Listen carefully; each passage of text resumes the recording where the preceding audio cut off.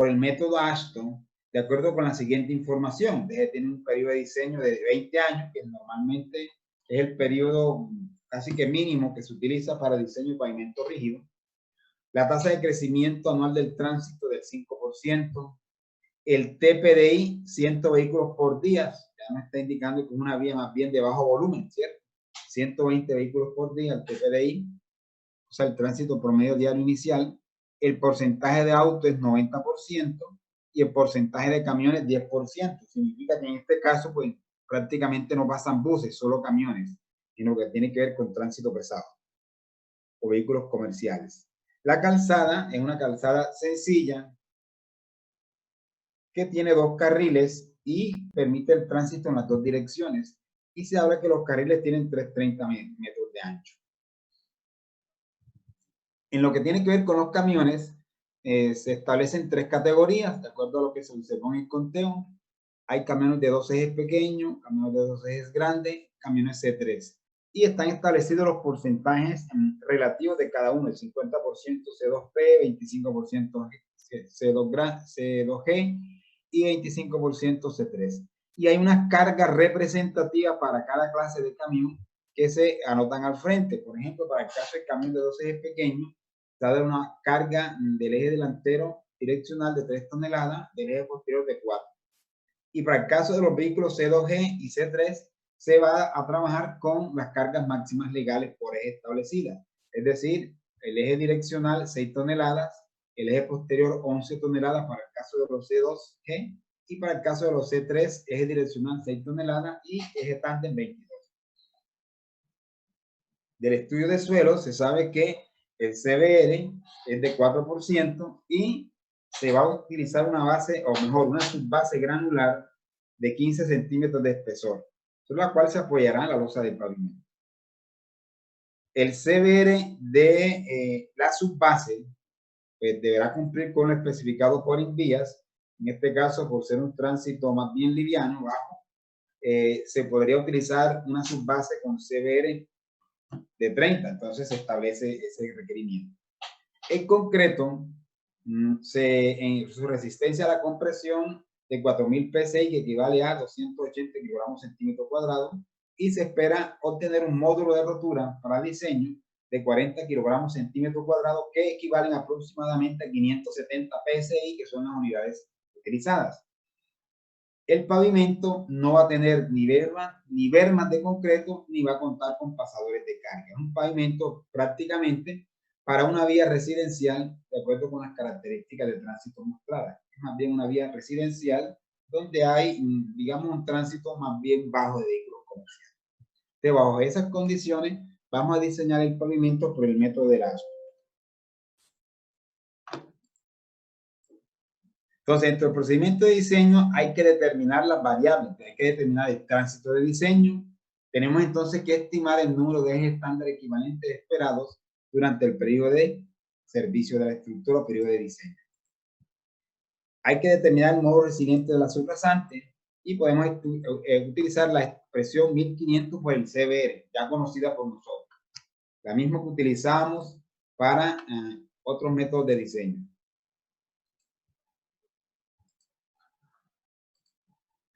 Módulo de elasticidad de la subbase se puede estimar en función de los ábacos establecidos por la ASTO. Para el caso de diseño de pavimento flexible nos podían servir. Vamos a hacerlo así. El modo de reacción de la conjunto subrasante se tiene que determinar y hay que hacer unas correcciones al mismo durante el transcurso del ejercicio, lo haremos. Hay que determinar el módulo de elasticidad del concreto en función de F' sub C y para ese caso utilizamos la expresión mostrada, la cual es la recomendada por el método. Establecer los factores de confiabilidad R o Z sub R, en uno de los dos utilizamos R de forma directa cuando el espesor vamos a obtenerlo de los ábacos, o el Z sub R correspondiente cuando se va a hacer a través de la ecuación. En nuestro ejemplo vamos a hacerlo por los ábacos.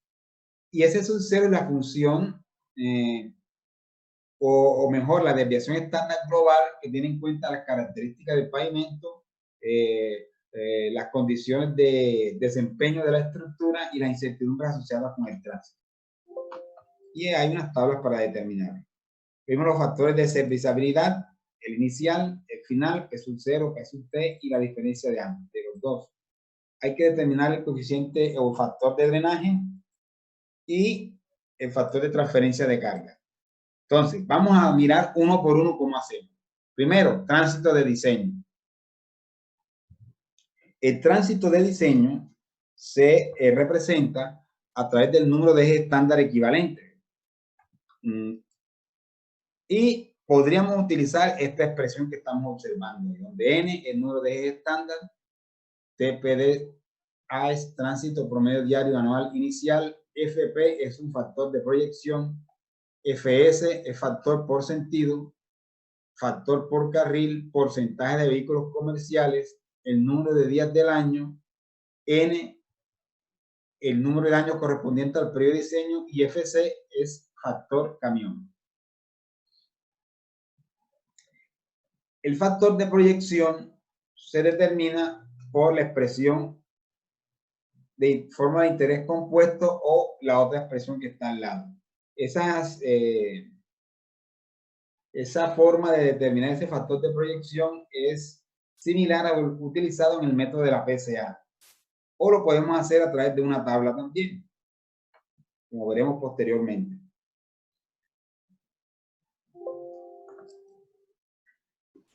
Aquí en esta tabla, que es la misma que se utiliza en el método de la PCA, hay una expresión acá en la parte inferior izquierda que dice crecimiento del tráfico. Y dice FC, factor de crecimiento.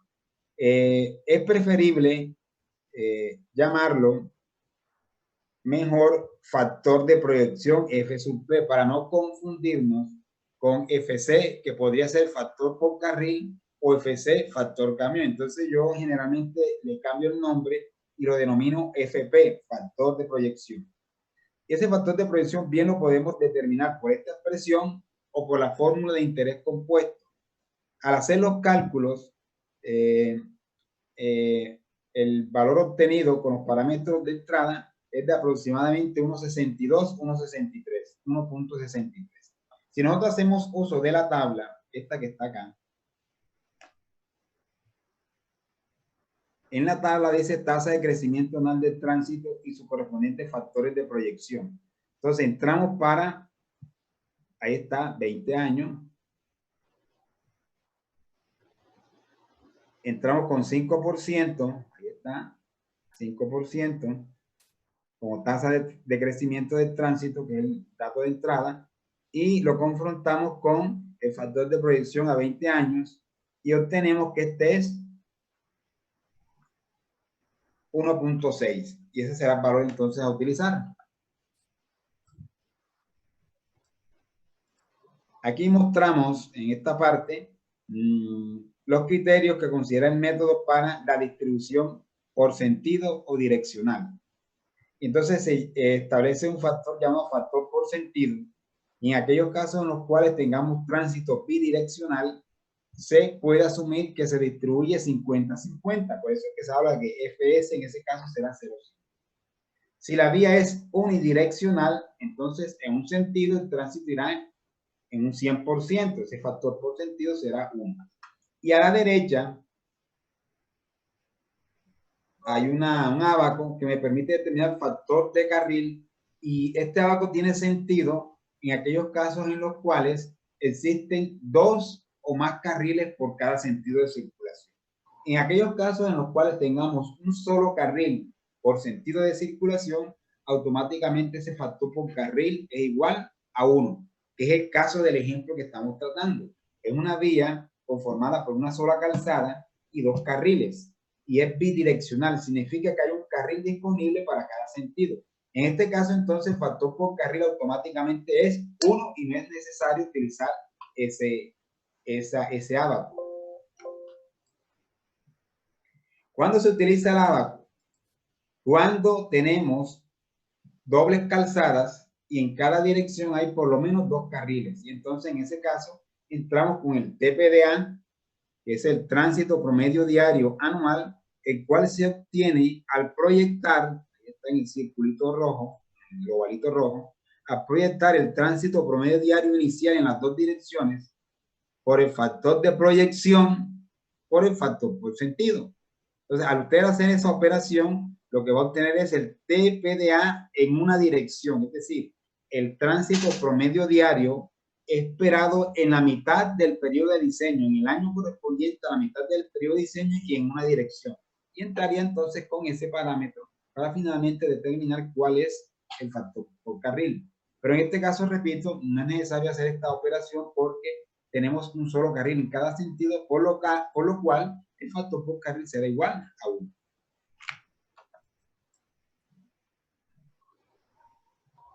Muy bien, entonces, para este caso se tiene una calzada de 2 carriles con TPD inicial de 120, ¿sí? ¿Alguien va a preguntar algo? Bueno, entonces en este caso,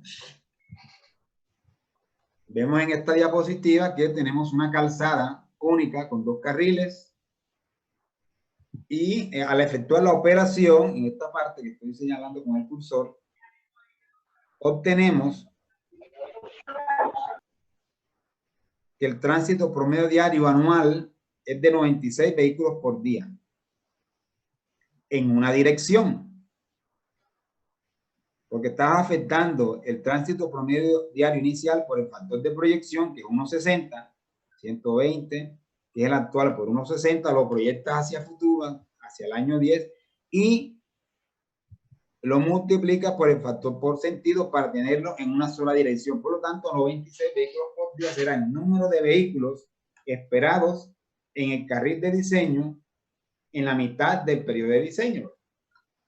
Ya sabemos que el factor por carril es 1, que el porcentaje de vehículos comerciales es 10 y que 20 es el periodo de diseño. Se sustituyen estos valores en la expresión y se obtiene que el número total de vehículos comerciales para este caso es de 70.080. Es decir, en el carril de diseño se esperaría un total de 70.080 vehículos comerciales. Hasta ahí la cosa, pues, estamos representando el tránsito en este momento por el número de vehículos comerciales, pero debemos llevar esto un poco más allá y expresarlo en términos de ejes estándar equivalentes. ¿Qué quedaría falta ahí? Yo les hago una pregunta a ustedes. Si yo tengo que el volumen, ya yo establecí el volumen, el número total de vehículos comerciales que se esperan en el carril de diseño durante el periodo de diseño, ¿qué tendría yo que hacer para convertir ese número de vehículos comerciales en términos de eje estándar equivalente? ¿Qué tengo que hacer ahora? Lo escucho.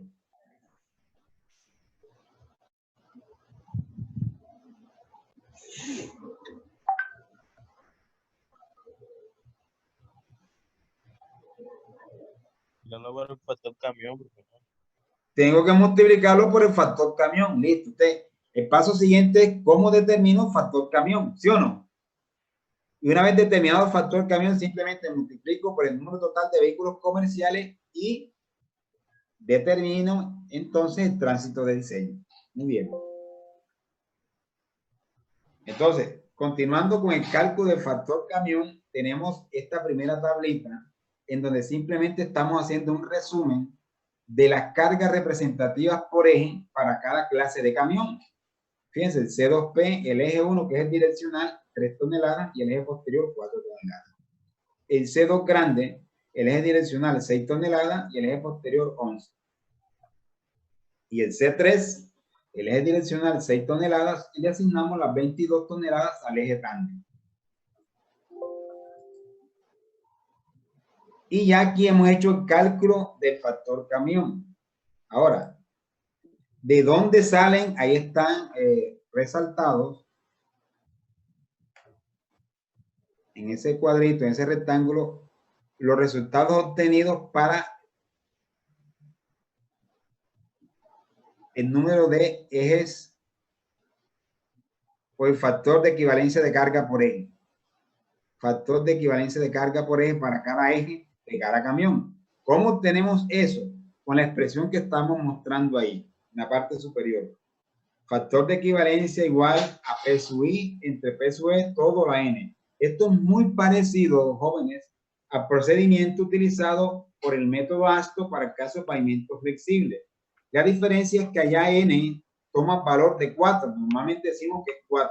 Aquí, para este caso, cuando diseñamos pavimento rígido, N puede tomar valores entre 4 y 4,5. Entonces, dependiendo del eje que se esté considerando, vamos a asignar un valor de N que puede ser distinto. ¿Cuáles son esos valores? Entonces, fíjense, la tabla inferior nos permite determinar cuál es el valor de N, es decir, del exponente N. Y además, en esta expresión, F sub E igual a Pi sobre P sub E, ya sabemos que P sub I corresponde a la carga que queremos evaluar. Y P sub E es la carga de referencia que nos permite convertir a carga patrón. Entonces, ¿cuáles son las cargas patrones o los valores de P sub E en función del tipo de eje que se esté considerando? Si es direccional, es 6 toneladas. Este es el método ASTO para pavimento rígido. Estos valores valen para pavimento rígido. Para los flexibles son otros valores. Entonces, para el eje direccional, P sub E vale 6 toneladas. Si tenemos eje simple, no direccional, es decir, sencillo con llanta doble, P sub E es 8,2 toneladas. Si es tándem, es del orden de 13,2 toneladas. Y si es trident, es del orden de 18,4 toneladas. Esos son los valores que toma P sub E para cada tipo de eje. Y los exponentes son los que están en la parte inferior. Para el eje direccional, utiliza 4, para el eje no direccional simple 4,5, para el tándem 4,2, para el trident 4,3. Entonces, teniendo en cuenta estos valores, se obtuvieron los valores resaltados en el cuadrito rojo, que corresponden a los factores de equivalencia de carga por eje para cada eje de cada camión. Entonces, para el C2P, si usted suma estos numeritos 0,063 y 0,040, obtiene 0,101. ¿Qué es eso? El factor daño correspondiente al camión de 2 ejes. Ahora, para el caso del C2 grande, suma entonces 1 más 3,75 y tiene 4,75. Lo mismo para el C3. Entonces, esos valores que están ahí, 0,1, 4,75, 9,54, corresponden a los factores daño de los camiones C2P, C2G y C3 respectivamente. Cabe resaltar que estos factores daño van a ser distintos en número al que se puede obtener con estas mismas cargas si se hubiese utilizado procedimientos recomendado para el caso de pavimento flexible, donde el exponente es 4 en todos los casos, va a haber diferencia. Entonces, esta metodología se utiliza con estos coeficientes y con esos exponentes para la versión del ASTO en pavimento rígido. Esta es la forma de hacerlo. Finalmente,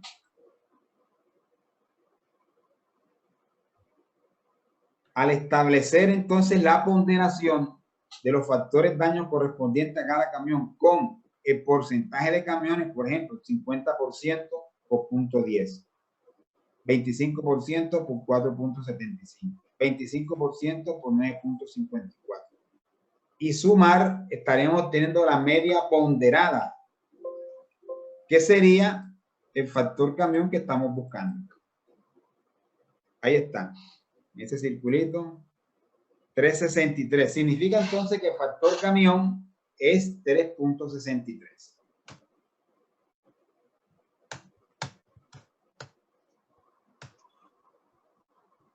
En este recuadro que estamos resaltando aquí, tenemos entonces que N es igual al volumen de vehículos comerciales por el factor camión, ¿verdad? El volumen de vehículos comerciales era 70.080 por 3,63, obtenemos entonces 254.390. Ese sería el N de diseño. Ese sería nuestro tránsito de diseño. Con ese tendríamos que diseñar. Ya hasta ahí llegaría lo que tiene que ver con el tránsito, una de las variables que demoramos un poquito más tiempo en obtener. Entonces seguimos.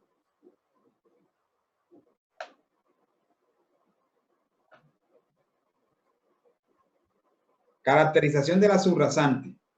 La subrasante se caracteriza a través de su módulo resiliente, lo mismo que hemos hecho en otros métodos. Que en nuestro medio tenemos el CBR, lo mismo. Entonces, una de las expresiones más utilizadas es la mostrada ahí. Esta que estamos resaltando acá, que en modo resiliente es 1500 por el CBR. Y entonces nuestro CBR es 4. Ahí está. 1500 por el CBR. El CBR es 4. Y finalmente obtenemos que nuestro módulo resiliente de la subrasante es de 6000. ¿Listo? Entonces ya anotamos ese parámetro. Y se continúa. Cálculo del módulo de elasticidad de la base o la subbase granular. Resulta que como capa de apoyo de un pavimento rígido, nosotros podríamos utilizar diferentes materiales. Una subbase granular, o una base granular, o una base estabilizada, o una base asfáltica. Bueno, podríamos utilizar diferentes tipos de materiales. Aquí hemos colocado el ejemplo o la forma como determinamos el módulo de elasticidad para el caso de que fuese base o subbase granular. Para el caso de base granular podemos utilizar el ábaco disponible en el método de Elasto para pavimento flexible. No hay inconveniente. En nuestro medio, Invías establece que para el caso de tránsitos ligeros, livianos, estamos hablando de 254.000 repeticiones, es un tránsito liviano,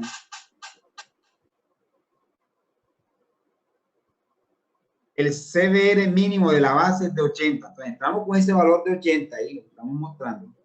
Y hacia la derecha nos vamos para obtener cuál sería el valor aproximado del módulo resiliente. Más o menos da 28.000. Ahí está. Ese sería el valor si utilizamos base granular. Si utilizamos una base granular como tal que cumpla como base granular, entonces podríamos estar hablando que la capa de apoyo sobre la cual se va a soportar la estructura del pavimento va a tener un módulo resiliente de 28.000 PSI. Si en cambio tenemos una subbase granular, como en nuestro caso, que es subbase granular, de igual forma vamos a entrar con el valor de CBR especificado por Invías para el caso de vías de bajos volúmenes, que es 30. Ahí está. Estamos con 30 y redondeando, podríamos decir que aproximadamente para 30 tenemos del orden de 15.000. Entonces, el módulo es resiliente para la subbase será 15.000 y ese será nuestro valor de referencia para lo que sigue de los cálculos. Bueno, el paso siguiente es determinar el módulo de reacción de la subrasante. Entonces, fíjense, aquí dice arriba, módulo de reacción K de la subrasante infinita, dice K y hay un símbolo infinito, K sub infinito. Lo que significa no es que sea infinito, sino simplemente ahí se está considerando que la subrasante está conformada por un material homogéneo y que hacia abajo tiene un espesor prácticamente infinito, es decir, es homogénea de la superficie hacia abajo. Es como si no existiera ningún estrato cercano de material distinto al que se caracterizó para la subrasante. Entonces, lo primero que se hace es eso, determinar el módulo de reacción de la subrasante, asumiendo que esta es un material que se extiende de manera infinita en profundidad, conservando sus mismas características mecánicas. Entonces, para obtener ese valor, lo primero que hay que hacer es establecer cuál es el espesor de la subbase. Ya se hizo, 15 centímetros.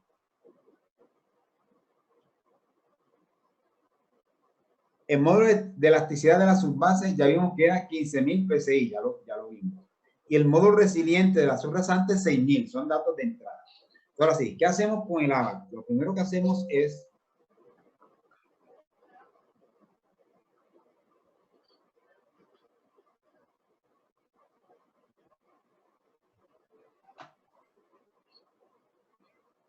ahora sí.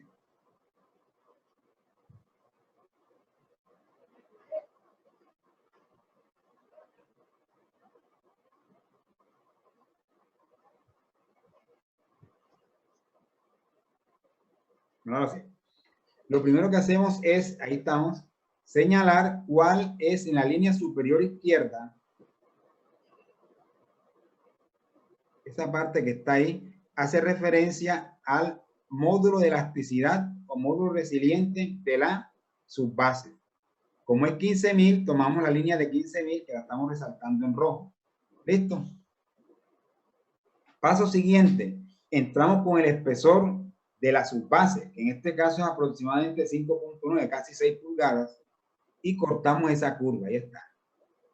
Está en 6, cortamos la curva. Ahí lo estamos haciendo. Luego, en la parte inferior izquierda del ábaco, ubicamos la curva correspondiente al módulo resiliente de la subrasante. Ahí está. Es 6.000. Ahí estamos ubicándola en la parte intermedia entre la curva de 5.000 y 7.000. Ahí está. Esa sería nuestra curva representativa del módulo resiliente de la subrasante. El paso siguiente es bajar del mismo espesor de subbase hasta cortar dicha curva. Ahí va. Eso. ¿Listo? Ahí va. Luego, continuamos desde ese punto de intersección entre el espesor y el módulo resiliente de la subrasante, trazamos entonces a partir de ese punto de intersección una horizontal hasta cortar la línea inclinada de pivote. Y seguidamente, de manera simultánea, trazamos a partir de los puntos extremos dos líneas que se crucen y en el punto donde se cruzan leemos cuál es el módulo de reacción, que para este caso es 320 PSI. ¿Listo? Entonces, se recomienda tomar este valor de módulo de reacción para que sea ajustado por la pérdida de soporte. Resulta que este valor debe ser ajustado. Lo que el método considera es que el valor obtenido de esta forma, asumiendo que la subrasante es homogénea en profundidad, el método dice que debe ser modificado cuando tengamos presencia de estratos muy duros, por ejemplo, un estrato rocoso, siempre y cuando ese estrato rocoso esté a una profundidad menor a 3 metros. Y es el caso, el método recomienda que hagamos una corrección, pero al hacer la corrección, como veremos ahorita, vamos a adelantarnos un poco. Tenemos 320, vamos a hacer la corrección. Para hacer la corrección o la modificación mejor, partimos entonces con el valor de módulo resiliente de la subrasante que no cambia, 6.000. El K que acabamos de obtener, K infinito, que es 320. Entonces, hacemos uso de este ábaco y vamos a dar un ejemplo. Por ejemplo, si se asume una profundidad de subrasante al estrato duro, es decir, si tenemos un estrato rocoso a una distancia, a una profundidad de 1,50, entonces lo que debemos hacer en este ábaco es ubicar, ahí está, la profundidad, ahí está dado en pies, donde está el 5 aproximadamente sería 1,50, ¿verdad? Ahí estamos resaltándolo en rojo. Esa sería nuestra curva de referencia. El paso siguiente es comenzar de la parte inferior con el módulo resiliente de la subrasante, que es 6.000. Ahí está, 6.000. Y cortamos la curva correspondiente a la profundidad del estrato rocoso. Paso siguiente, en ese punto de intersección vamos a pasar. Bueno, antes de la intersección hay que fijar un parámetro adicional que es el K infinito, ¿verdad? Ahí está aproximadamente en 320. La línea inclinada hacia la izquierda es 300, la que está a la derecha es 400. Interpolando gráficamente me da aproximadamente esa línea punteada roja. Entonces ahora sí, trazamos una horizontal desde esta curva hasta cortar la línea inclinada y finalmente leemos, hacemos una lectura del módulo de reacción modificado. En este caso, da aproximadamente 400. Es decir, la presencia de este estrato rocoso, este estrato duro, a una profundidad de 1,50 ha permitido modificar el K de la subrasante. Pero fíjense que se ha aumentado, o sea, la presencia de ese estrato rocoso ha aumentado este K. Yo lo que recomiendo, por eso aquí en la Aquí en la diapositiva anterior yo les decía, se recomienda tomar este valor de K para que sea ajustado por la pérdida de soporte. Entonces, ahora miramos qué es la pérdida de soporte. A mí lo que me interesa que entiendan es que para fines de diseño y para hacer algo conservadores, es mejor no hacerle modificación a este K, porque este K da 320 y el otro tiende a dar mayor, ¿verdad? Da 400. Entonces, si nosotros en el estudio geotécnico encontramos un estrato duro, ¿quién nos garantiza, suponiendo a 1 metro o a 1,50, quién nos garantiza que entre los apiques exista ese estrato? Entonces, es mejor más bien no considerarlo y en vez de hacer la corrección, lo dejamos hasta ahí, la modificación, y más bien trabajamos con 320. ¿Listo? Entonces, ahora sí, aquí hemos hablado en esta diapositiva de pérdida de soporte, es decir, que este valor de 320 PSI tenemos que ajustarlo en función de un coeficiente o de un valor de referencia que tiene que ver con la pérdida de soporte. Esa pérdida de soporte consiste en que esa base o esa capa de apoyo puede irse deteriorando con el tiempo y puede generar algún tipo de problema relacionado con pérdida de soporte o con escalonamiento o con fenómenos de bombeo. Entonces, teniendo en cuenta esa situación, dependiendo del material que se utilice como base o subbase, el método recomienda un rango de valores de esa pérdida de soporte que lo veremos ahorita, ¿ya? Entonces, ahí está. Ahí tenemos la corrección del módulo de reacción por pérdida de soporte. Y esa pérdida de soporte va a estar dada por un número que depende del tipo de material utilizado. Para el caso de bases tratadas con cemento, por ejemplo, que es la primera, la pérdida está entre 0 y 1. Para el caso que nos compete, que son materiales granulares sin ligante, que sería el penúltimo de la penúltima fila, en donde los módulos están entre 15.000 y 45.000, que es nuestro caso, su base de 15.000, podríamos utilizar una pérdida de soporte que fluctúe entre 1 y 3. Aquí lo que yo les recomiendo, jóvenes, es que siempre utilicemos el límite inferior, porque el límite superior es demasiado conservador. Se va a un extremo. Entonces, utilicemos siempre el límite inferior. Así las cosas significan que la pérdida de soporte, para el caso de nuestro problema, teniendo en cuenta que es una subbase granular con módulo de 15.000, la pérdida de soporte sería 1. Entonces tenemos ese valor como referente. Ahí está. LS igual 1.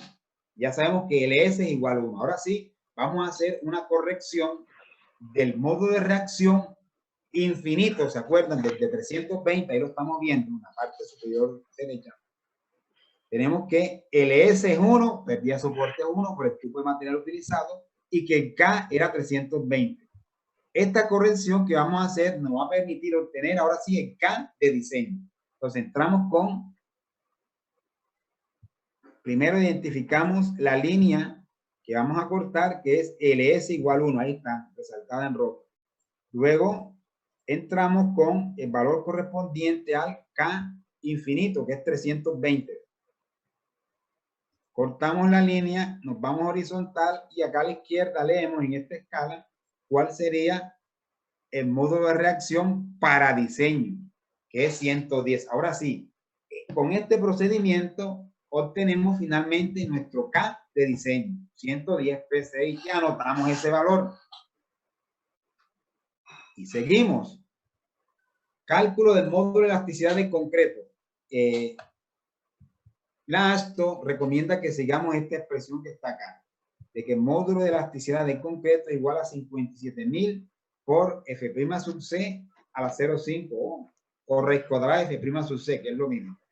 Estando F sub C y este módulo en PSI. Entonces, para nuestro caso, teniendo en cuenta que F' sub C es 4.000 PSI, la resistencia a la compresión del concreto, obtenemos, al hacer la operación, 57.000 por la raíz cuadrada de 4.000 aproximadamente que nuestro módulo de elasticidad de concreto es de 3.605.000 PSI y anotamos ese valor como parámetro de entrada. En cuanto a la confiabilidad, pues igual que en la versión para pavimento flexible, este método considera parámetros como R, que es el nivel de confianza, el cual tiene asociado a su vez el Z sub R, que es el área de la curva en la distribución normal para la cual corresponde un nivel de confianza R. Y tenemos S sub 0, que es la desviación estándar total o global. ¿Cuándo utilizamos R? Como les decía inicialmente, pues R lo utilizamos cuando hacemos uso de ábacos, que es lo que vamos a hacer nosotros ahorita. Y Z sub R, cuando en vez del abaco vamos a hacer el cálculo por el algoritmo o la ecuación.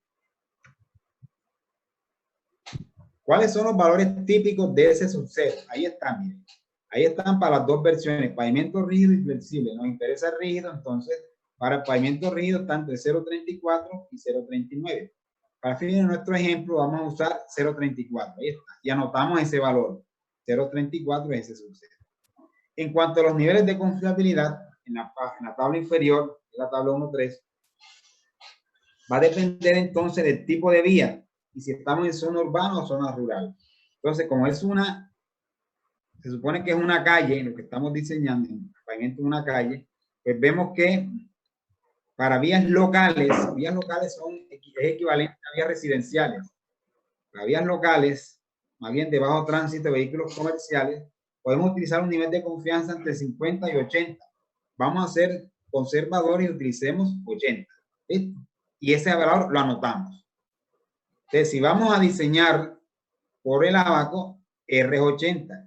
Pero si vamos a diseñar por la expresión, por la fórmula, entramos con 80 en la tabla que está a la derecha.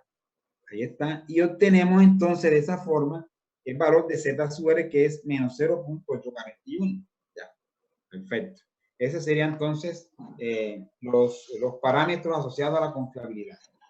En cuanto a la serviciabilidad, el nivel de servicio, pues el método durante su implementación, ellos tuvieron unos valores de referencia y para el caso de P sub 0, que es el índice inicial, obtuvieron que este valor era en promedio 4.5. Para el caso de pavimentos flexibles, ellos obtuvieron 4.2 en su ensayo vialástico. Para el de los rígidos obtuvieron 4.5. Entonces vamos a tomar ese como referente. Inicial 4.5. Para determinar el final, se tiene en cuenta la tabla 1.4 inferior, que está asociada pues, a la clasificación de la vía, a la importancia. Como una vía local, es una calle residencial, estamos hablando de un P sub T de 2. ¿Cierto? La diferencia de los dos valores me permite obtener el delta PCI, que es el otro parámetro. Entonces, eso lo anotamos. Ya anotamos P sub 0.45, P sub T2, delta PCI 2.5. Son valores que hay que tener en cuenta. En cuanto al drenaje, el drenaje es un parámetro que se representa a través de un término denominado C sub D, coeficiente de drenaje, y depende de la calidad del drenaje y del tiempo durante el cual la estructura del pavimento está expuesta a niveles de humedad cercanos a la saturación, lo cual en nuestro medio puede ser equivalente a qué tanto tiempo del año llueve, qué porcentaje del año llueve. Entonces, si estamos en una zona como la nuestra, estaríamos dentro de este rango entre 5 y 25 y asumiendo pues unos materiales de buenos a regulares que me permitan obtener también un sistema de drenaje bueno a regular, estaríamos obteniendo entonces ese rectángulo en la parte central, ¿verdad? En donde vemos que está entre 0,9 y 1. Entonces, o entre 0,9 y 1,1, perdón. Entonces, podríamos utilizar un valor intermedio. Por lo tanto, C sub D lo podemos asignar igual a 1 y anotamos ese valor. ¿Listo? Y finalmente hay un término, un parámetro llamado transferencia de carga, que está en función de la eficiencia del sistema de transferencia de carga a través de las juntas transversales y de si existen o no soporte lateral y si existen o no barras de transferencia de carga. Entonces, en nuestro caso, el pavimento va a ser un pavimento sin barras de transferencia de carga y un pavimento sin soporte, sin barras de transferencia y sin bermas. Entonces entramos a esta parte que estamos resaltando, final, y la confrontamos con el tránsito. Resulta que nuestro tránsito está a 0.3 millones y hay un guión. Entonces, como no existe un valor, en los casos en que no exista valor, asignamos un valor conservador correspondiente al primer valor que tengamos en la tabla. Si nosotros nos fijamos en el recuadro, en el rectángulo rojo, el primer valor que obtenemos es 2.9, después 3, después 3.1. 2.9, asignamos 2.9 y anotamos ese valor. ¿Listo? Y ya de esta forma tendríamos todos los parámetros. Ahí está el resumen de los parámetros. Ahí están todos. El N 0.254 millones, el K de diseño 110 PSI, módulo de elasticidad de concreto 3.6 por 10 a la 6 PSI, el módulo de rotura de concreto 570 PSI, delta PSI 2.5, el R es 80, S sub 0.034, el coeficiente de edad es 1 y el J es 2.9. Entonces, con esos parámetros entramos al ábaco. Resulta que el ábaco se divide en dos partes. Esta primera parte, en donde vamos a utilizar los parámetros K, E sub C, S sub C, J y C sub D, es decir, módulo de reacción de la subrasante del conjunto, módulo de elasticidad y concreto, módulo de rotura de la mezcla, J, que es de transferencia de carga, coeficiente de transferencia de carga, y C sub D, coeficiente de drenaje. Y entonces comenzamos entrando con acá el módulo de reacción de diseño, que es 110. Y cortamos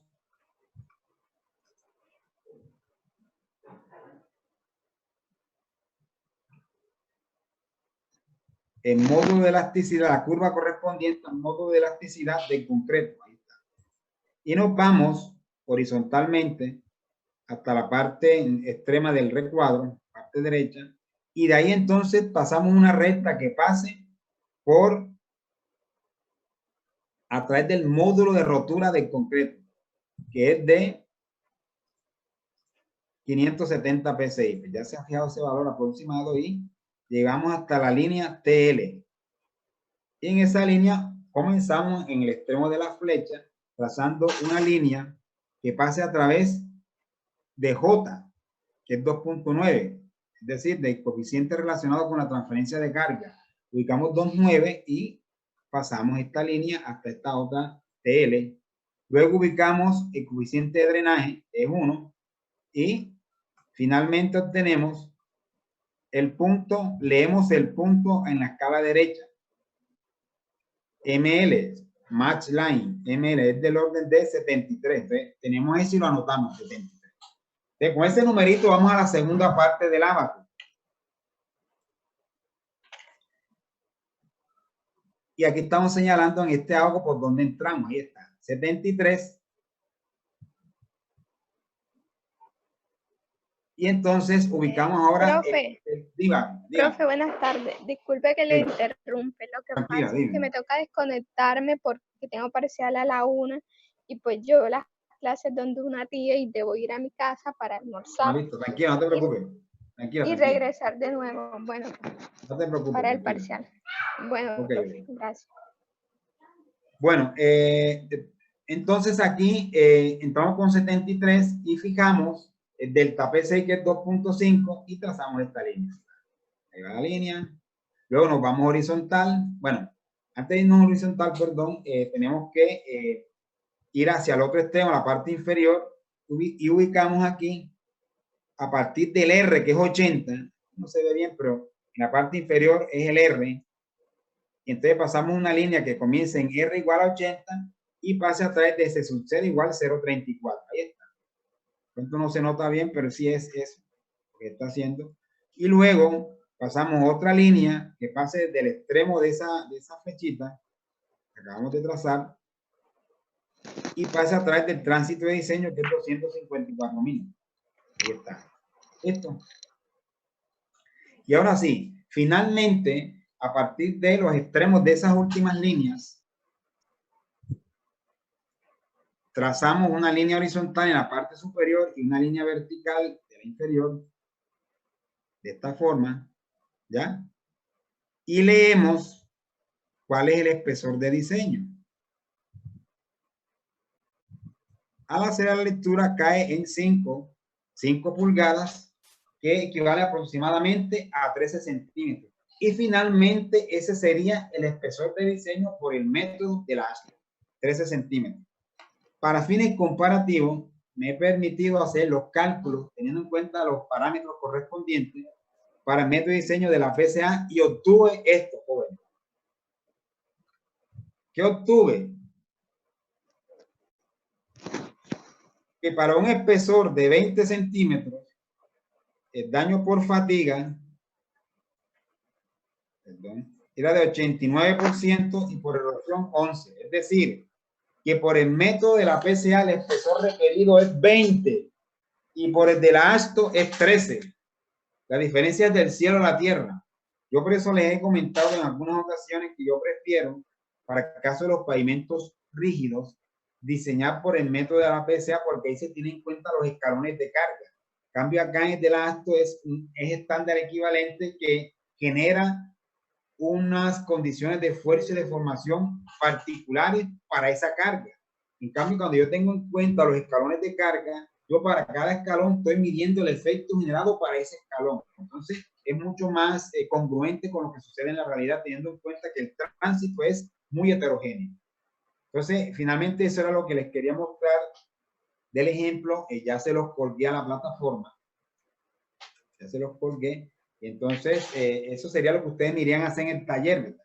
Habíamos propuesto de que ustedes determinen el espesor por este método.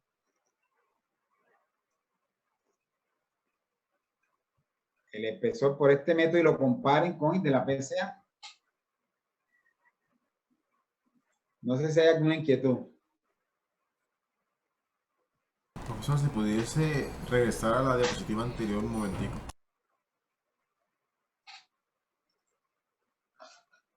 ¿A esa? Sí, en la parte donde está ubicando el SO, la línea no está pasando por el 3.4.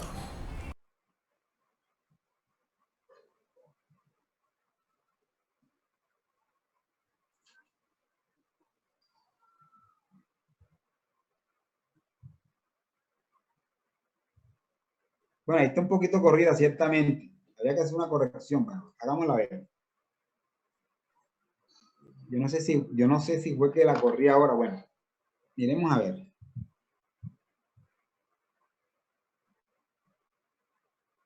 Hace que esto a veces es tan fregado que se corre. Ahí sí más o menos. Ahí sí. Hace cuando uno hace la diapositiva y a veces se corre. Esto acomoda esta línea a veces fregadito. Fíjate, bueno, vamos a tratar de hacerlo.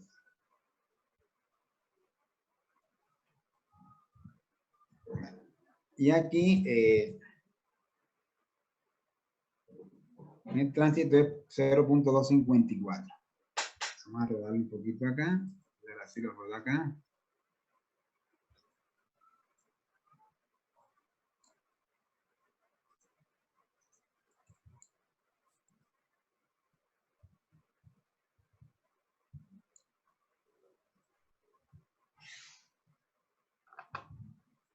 Bueno, un poquito más abajito. Más a la derecha, como por ahí. Y entonces aquí tendríamos que correrlo un poquito hacia acá, ¿verdad? Bueno, estaría tal vez un poquito menor, ¿cierto? Tal vez 4 o 8 pulgadas, bueno. Casi 5, de todas maneras no hubo tanta diferencia. Ya casi los 5. En todo caso, fíjense. Llamo la atención en esto, 13 centímetros. Y aquí, 20 centímetros. Pues yo sé que 13 centímetros, ya con un tránsito como ese, que eso no aguanta ese tránsito. Ahí hay hay un problemita en el método del astro de que está muy, son diseños, en este caso para abajo, por lo menos para abajo tránsito, son diseños que generan espesores demasiado pequeños. ¿Listo? Entonces yo no confío mucho en esos espesores y yo por eso prefiero utilizar el método de la PCA. ¿Ya? No sé si tienen otra inquietud.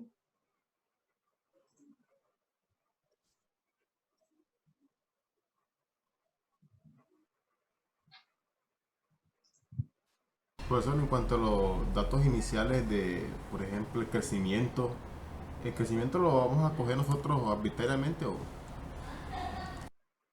Sí, ustedes pueden coger crecimiento del orden del 3 al 5%, son crecimientos más o menos por ahí.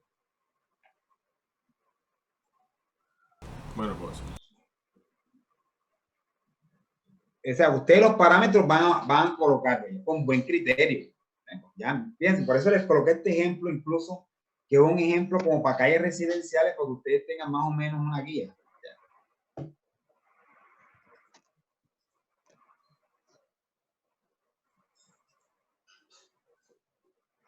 Bueno, jóvenes, miren, les comento antes en relación con lo que habíamos hablado, estaba pendiente por, digamos, por reafirmarlo. Sí, la verdad es que el curso sí lo podemos terminar con el trabajo que tenemos pensado hacer, que es ese proyecto, si es posible hacerlo.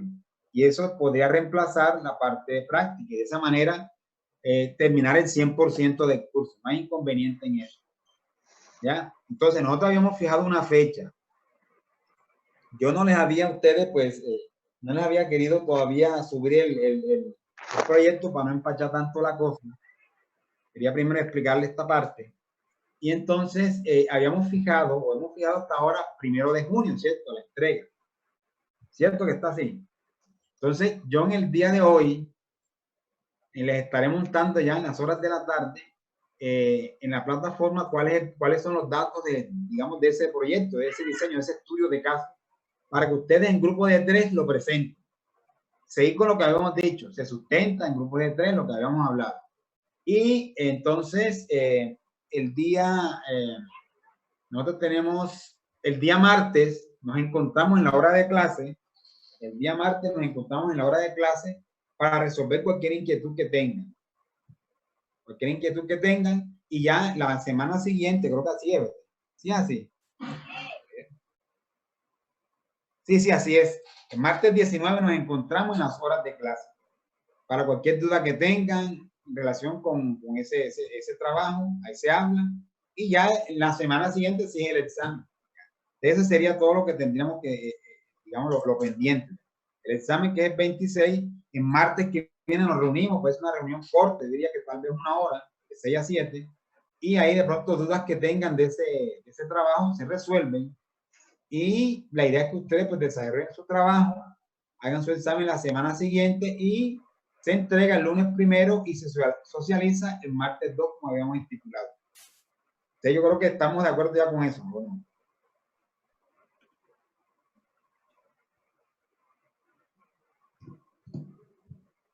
Bueno, jóvenes, entonces, no siendo otro particular, si no hay otra inquietud, podríamos dejar por el día de hoy para que vayan a su examen y nos vemos en martes a las 6 de la tarde. ¿Listo? Listo, profesor. Listo, profe. Bueno, que pasen muy bien, que les vaya bien el examen y estamos entonces en contacto. Cuídense, hasta luego entonces.